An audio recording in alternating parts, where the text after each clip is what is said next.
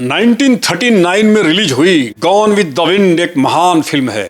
इसे जीवंत करने के लिए 5 निर्देशकों और 13 लेखकों ने कड़ी मेहनत की थी।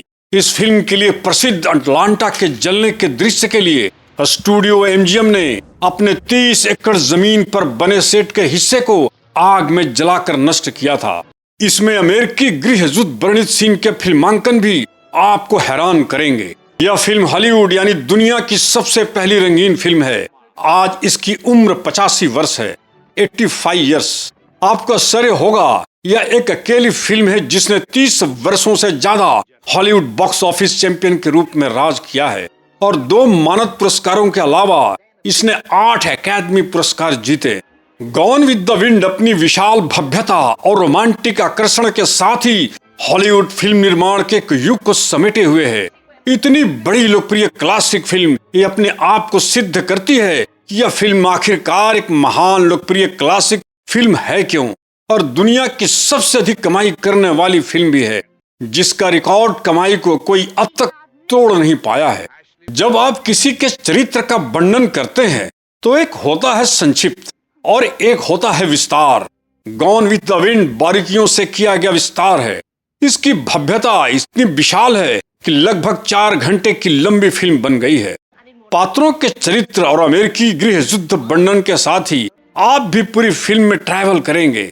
इस तरह आपके 4 घंटे कैसे निकल जाएंगे यह फिल्म आपको पता ही नहीं चलने देगी। इस फिल्म की सबसे बड़ी महानता चरित्र निर्माण अपने संस्कृति के अनुसार ही है। प्रत्येक पात्रों के किरदार पर, बैकग्राउंड पर, वह चाहे इंडोर हो या आउटडोर, निर्देशक आपके मस्तिष्क में बैठा देता है। लॉन्ग शॉट पर कैमरे का मूवमेंट भी आपको आश्चर्यचकित करेगा। पहली रंगीन फिल्म का इसमें पहला प्रयोग था। इस फिल्म ने एक सफल कलर का विज्ञान दिया। ऐसा समझिए, रंगीन फिल्म के साथ ही कलरफुल कैनवास पर जो एनर्जी यह फिल्म बिखेरती है वह अद्भुत है। अगर आप फिल्म के जानकार और प्रेमी हैं तो यह महान फिल्म टेक्निक कलर की हर फ्रेम पर कंपोजिशन और शानदार कैमरा वर्क, अद्भुत लाइटिंग से आप फिल्म की तारीफ किए बगैर नहीं रुक पाएंगे। साथ ही एक बेहतरीन फिल्म से परिचित हो जाएंगे जिसमें दक्षिण अमेरिका नागरिक युद्ध फिर पुनर्निर्माण के दौरान एक चालाक औरत स्कारलेट और एक शातिर आदमी रेड बटलर के कलहकारी प्रेम संबंध को ऐसे दर्शाया है जो आज भी कोई फिल्म इसके आस पास नहीं आती। इस कहानी को मैं बहुत संक्षिप्त में रख रहा हूँ। बहुत दर्शकों ने यह फिल्म देखी होगी। जिन दर्शकों ने यह नहीं देखी है, 85 वर्ष पुरानी फिल्म जैसे कल ही बनी हो, यह फिल्म वैसे एहसास कराएगी। यह फिल्म गृह युद्ध के समय के दौरान अमेरिका के दक्षिण में घटित कहानी कहती है। कहानी 1861 में शुरू होती है। यह फिल्म पुराने दक्षिण अमेरिका के गौरवशाली दिनों से शुरुआत करती है। फिल्म के मुख्य पात्र में स्कारलेट ओहारा, जिनका असली नाम विवियन ले है। अपने दर्शकों को बता दूं कि इनका जन्म ब्रिटिश शासन काल में इंडिया दार्जिलिंग में हुआ था। इस फिल्म के जरिए इनका चुनाव सैकड़ों लड़कियों और अभिनेत्रियों के प्रतिस्पर्धा से गुजरना पड़ा था। फिल्म समीक्षा में आगे बढ़ते हैं।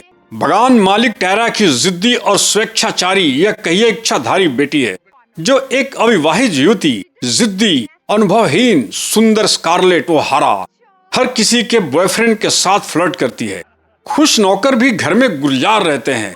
अमीर, सुंदर और आत्मकेंद्रित स्कारलेट ओहारा के पास वह सब कुछ है जो वह चाहती है, एशले को छोड़कर, क्योंकि स्कारलेट एशले से प्यार करती है, लेकिन उसे पता चलता है कि वो अपनी चचेरी बहन मेलानी से शादी करना चाहता है।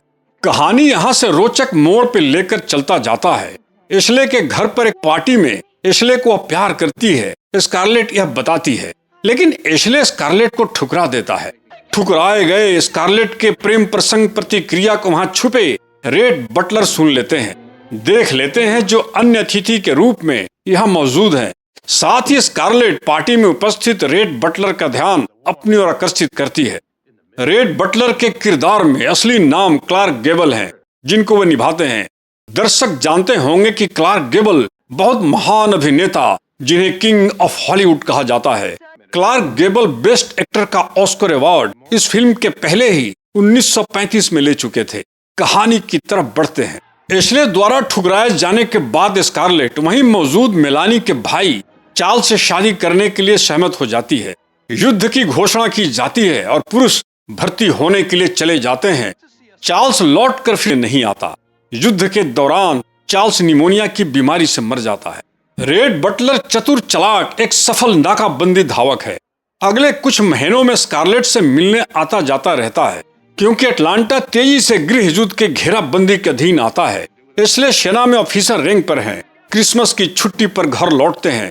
इसलिए को फिर अपनी ड्यूटी ज्वाइन करना है। इसलिए स्कारलेट से मेलानी की देखभाल करने के लिए कहते हैं, जो गर्भवती है। गृह युद्ध में अटलांटा को खाली कराए जाने के दौरान मेलानी को प्रसव पीड़ा होती है।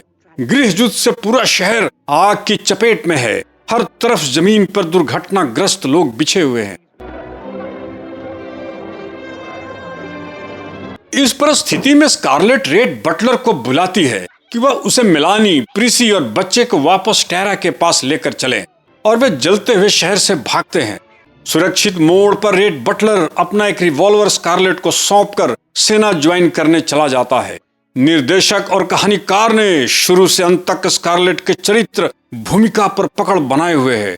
अनेकों कठिन परिस्थितियों में स्कारलेट असहाय, लाचार, कभी टूटी हुई स्वभाव में नहीं जीती, न किसी के प्रति कोई इमोशन रखती है। स्कारलेट टेरा जब पहुंचती है तब पाती है कि टेरा को यूनियन सैनिकों ने लूट लिया है। स्कारलेट की मां की मृत्यु हो गई होती है और उसके पिता अवसाद में चले गए होते हैं। वहां केवल उसके पिता, उसकी बहनें और पूर्वदास मैमी और पोर्क ही बचे हैं। अमेरिकी गृह युद्ध दक्षिण को तबाह कर देता है। स्कारलेट अपने परिवार की रक्षा करने और अपने जीवन के पुनर्निर्माण के लिए खुद के भीतर की कलात्मक ताकत का उपयोग करती है। इस फिल्म में हर चीज के माध्यम से गुजरते हुए वह अपने प्यार एशले के लिए तरसती है। किसी भी युद्ध के बाद चीजें वास्तव में अंधकारमय हो जाती हैं और पुनर्निर्माण के दौरान जिंदगी और पुनर्जीवित करना बहुत कठिन।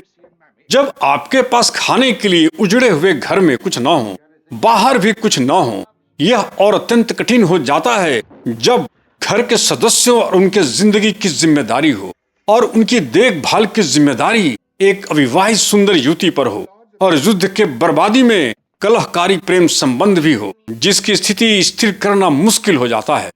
फिल्म के दूसरे भाग में स्कारलेट टेरा को फिर से जीवित करने की कोशिश करती है और वह उसकी बहनें घर के नौकर खेतों में काम करते हैं। युद्ध समाप्त होने पर एशले वापस लौटता है, लेकिन एशले स्कारलेट को पुनर्निर्माण करों का भुगतान करने में मदद नहीं कर पाता है। स्कारलेट रेड से पैसे मांगने का फैसला करती है, लेकिन यहाँ सफल रहती है। टेरा पर लगाए गए पुनर्निर्माण करों का भुगतान करने में समर्थ स्कारलेट ने फिर अपनी छोटी बहन सुलेन के मंगेतर मध्यम आयु वर्ग के और अमीर जनरल स्टोर के मालिक फ्रैंक कैनेडी को उससे शादी करने के लिए धोखा देती है। एक हमले के परिणाम स्वरूप फ्रैंक की मौत हो जाती है। फ्रैंक के अंतिम संस्कार के तुरंत बाद रेड बटलर स्कारलेट को प्रपोज करते हैं और वह स्वीकार कर लेती है। फिर रेड बटलर स्कारलेट से शादी कर लेते हैं और उनकी एक बेटी होती है। निर्देशक और कहानीकार ने इस फिल्म के अंतिम मोड़ पर स्कारलेट के अल्हड़पना के चरित्र को बनाए रखने में कामयाब रहते हैं। शातिर, चालाक रेड बटलर की भूमिका को यहाँ दफन कर बटलर के स्वभाव को परिपक्व करते हुए ऊपरी सतह पर ले जाते हैं। Rhett Butler king of Hollywood हैं। वह इस अभिनय का जादू बरकरार रखते हैं, क्योंकि जब बिखराव हो तो दर्शक गंभीरता से कहानी को स्वीकार कर सके। निर्देशक, कहानीकार यहाँ सफल होते हैं। रेड बटलर और स्कारलेट की एक बेटी है जिसे रेड बटलर ने बोनी ब्लू नाम दिया है, लेकिन स्कारलेट अभी भी एशले के लिए तरसती है। रेड बटलर बेटी से भी बेइंतहा प्यार करते हैं। स्कारलेट से जुड़े रहने और बंधे रहने का एकमात्र जरिया बेटी है, लेकिन त्रासदी घटित होती है जब बोनी अपने टट्टू के साथ बाढ़ कूदने की कोशिश करती है और गिर जाती है और फिर मर जाती है। बेटी की मृत्यु के बाद रेड बटलर के समेटे हुए सारे एहसासों को बिखेर देता है। स्कारलेट एशले को अब भी चाहती है और बेटी के गुजर जाने के बाद रेड बटलर के स्कारलेट के साथ बंधे रहने की कोई गुंजाइश नहीं रह जाती है। इस बीच एशले की पत्नी मेलानी मृत्यु शैया पर है। तब स्कारलेट एशले को सांत्वना देती है। प्यार में स्कारलेट को कुछ दिखाई नहीं देता। पीछे मौजूद बैठे रेड बटलर को देख नहीं पाती। रेड बटलर स्कारलेट और एशले के मिलाप के अर्थ को नजरअंदाज नहीं करते। कहानी दर्शकों के दिमाग में बिना बताए बहुत कुछ संग्रह करने के लिए कहती है। रेड बटलर अटलांटा छोड़ने की तैयारी करता है, यह महसूस करने के बाद कि वह रेड बटलर था, न कि एशले, जिसे वह वास्तव में स्कारलेट हमेशा से प्यार करती थी।